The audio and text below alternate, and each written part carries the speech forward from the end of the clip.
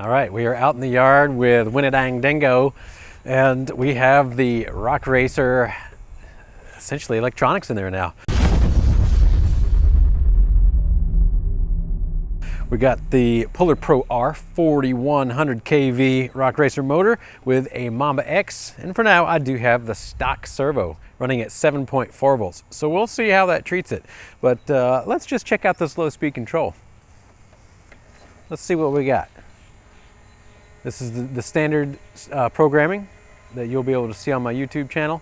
Have nice and steep expo on the throttle, 30% punch control, and forward direction for this system. So for how much wheel speed it has, oh yeah, there's a lot of low speed control. So first let's check out our wheel speed in the yard.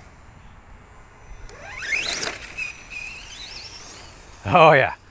She is a lot more rowdy. A whole bunch more rowdy than it was stock. I think I broke something. It doesn't look good.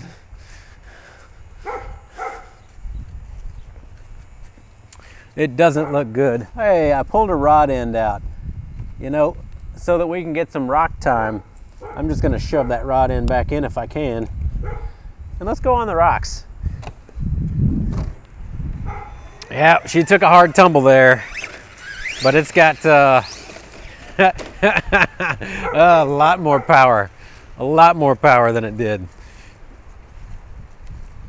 We'll just shove this back in one more time for the sake of testing. Hey, it'll be fine. It'll be fine.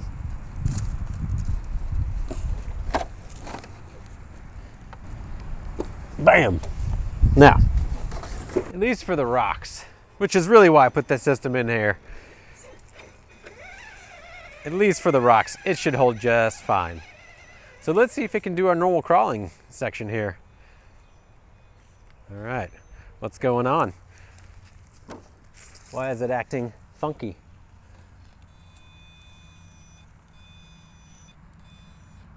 She's not acting right. She's acting like there's something bound up.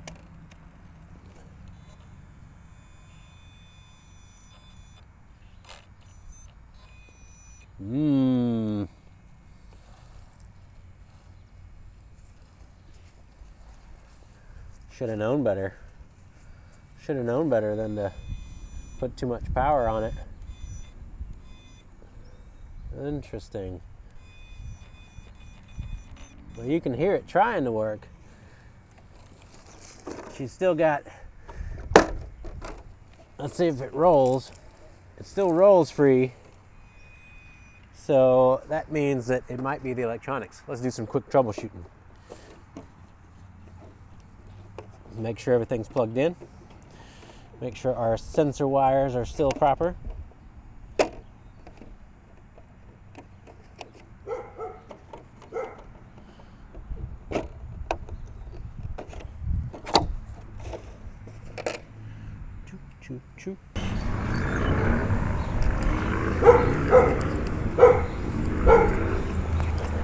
And sometimes we just need to unplug it and plug it back in.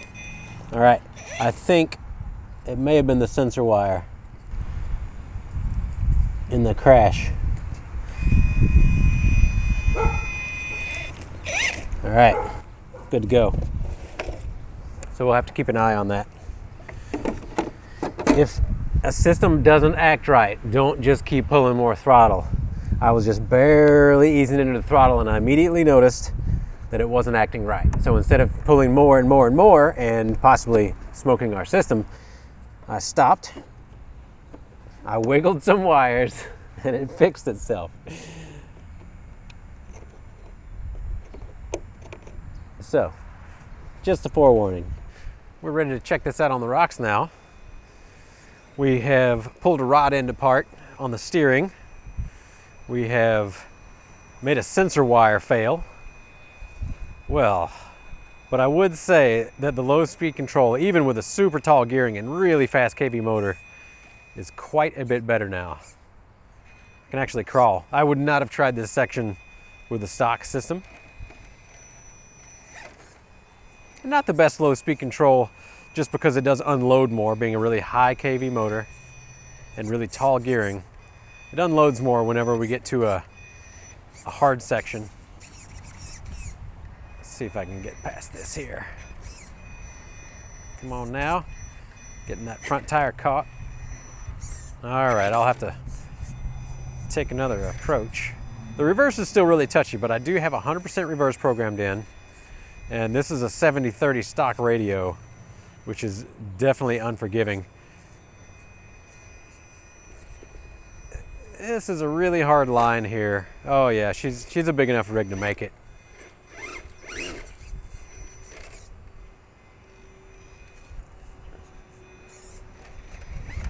Oh no! Just a little hand of God here. And while I wouldn't suggest this system for straight crawling, because it's a really high kV motor, it's going to beat on this Mamba X ESC pretty hard doing this. It still obviously works. And I think that's really all that I am going for right now, is does it work? Now what kind of flexibility could we get out of this truck with a little bit different ESC and motor? You can really test the suspension. And when it unloads, this one does act a little bit different than the Gen 8. It's unloading and kind of flopping around on me, but it's got the really big body. Normally I would try to ease up this, but I think we're gonna have to take a wheel speed bump. There we go. So what I can tell so far, very limited amount of wheeling time, is that this isn't gonna really be a rock crawler. The steering geometry, now that we got a whole lot of torque, we can actually see that torque twist happening. The geometry in general, the really high body on this isn't going to lend it to rock crawling.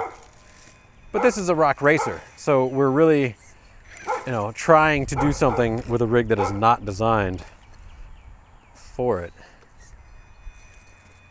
Let me turn up my steering a little bit here on the dual rates. Dual rate is essentially just your in-point adjustment, but it does it for both sides at the same time.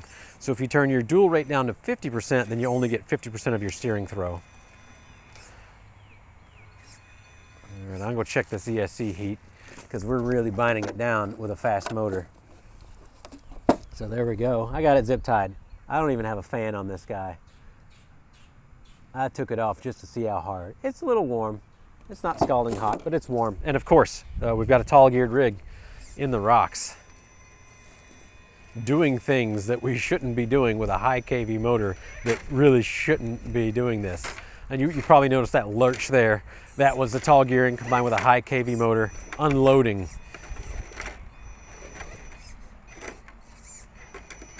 Oh yeah, let's get her bound down.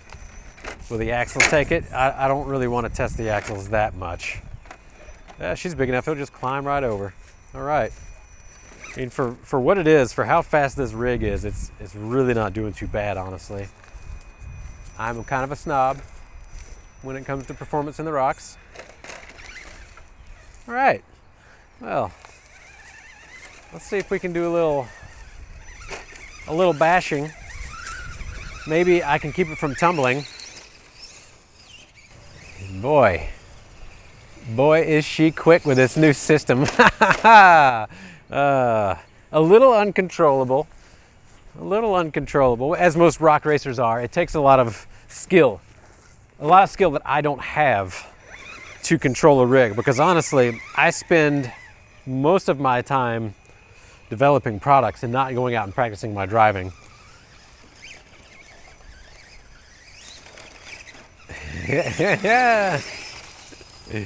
Yeah, all right, let's see if I can just do some controlled full speed passes. I haven't gotten up to full speed yet.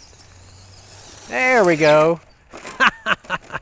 The drag brake ramp may be set a little high. That is a fast drag brake ramp with 100% drag brake. For something of this speed, maybe we should lower that to a medium drag brake ramp speed. And I'm gonna shove this rod end in and keep going. So here's the part that pops out on us. And it's a good enough fit still. It's staying in, but we'll hear that little pop when it goes back. There we go, pop. I'll make the noise if you can't hear it. All right, we're gonna try. We're gonna try to get up to full speed. Oh, our steering's a little off. That's not a good sign either. Let's bring her back.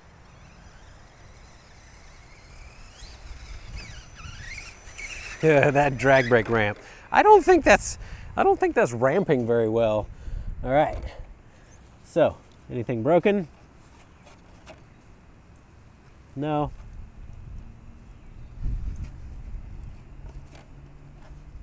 All right. Just making sure we didn't break the same part again. But our steering's a little off now, which has me concerned, because usually steering doesn't just change randomly. All right, well, we'll try again for full speed pass.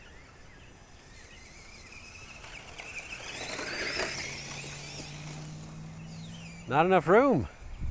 Just not enough room.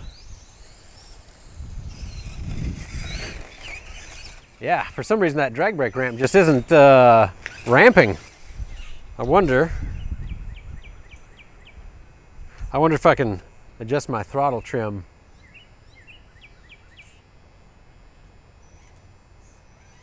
I'll give it a little bit of forward throttle. Yeah, it's still. All right, so we'll have a little bit more programming to do, but I'll try once more on a full speed run.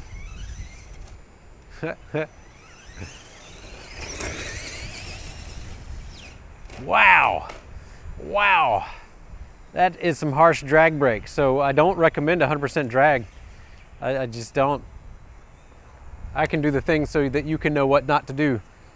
All right, one more back and forth. I just got to get that full speed. Oh boy, she's tough. But that's the fun of a rock racer. Oh yeah, that was it. That was it. Oh, and I hit neutral too fast. I was trying to slow down, but I actually got to full speed. Yes, and we're good. All right, we do have anything loose, anything broken? I'm not seeing it. I'm not sure why our steering changed a little bit. I guess we'll figure that out. There's a little bit of toe out. I think it's that rod end that got pulled out. Must be messing with us. Yeah, that's probably it. So, my takeaway from this, we definitely want to be careful with so much speed on a vehicle like this, right? I mean, this is some hard bashing. And the fact that a stock rig can take it with very minimal damage is a very promising sign. I would have suspected drivetrain from that 100% drag brake just lock up to smash to bits, honestly. That's a perfect time to strip a ring and pinion gear, which did not get stripped. And it also sounds like we're running in sensorless mode now. So I have some more work to do, but all in all, this is a fun rig and it's held up a lot better than what I anticipated that it would. So I will just keep wrenching on it. We'll figure out why the steering is a little bit off, probably from that rod end that pulled out, honestly, and do a little bit more tuning to the ESC. It's supposed to have drag brake ramp. That is not ramping. I think y'all can agree with me. Let me know in the comments if this is obviously not ramping. So, woo, a little touchy in reverse. Yes. If you do have any more questions about it, oh, hey, look at there. It's pulling the bead seats off too. That's enough wheel speed that we just pulled those bead seats right off the rim. No big deal. We can glue those back on or get some bead locks or whatever. So, you know, work in progress. I do thank you for tuning in. Hopefully you had as much enjoyment as I do trying to break these rigs. And as always, if you do have questions, post them down below, and I hope you have a good day.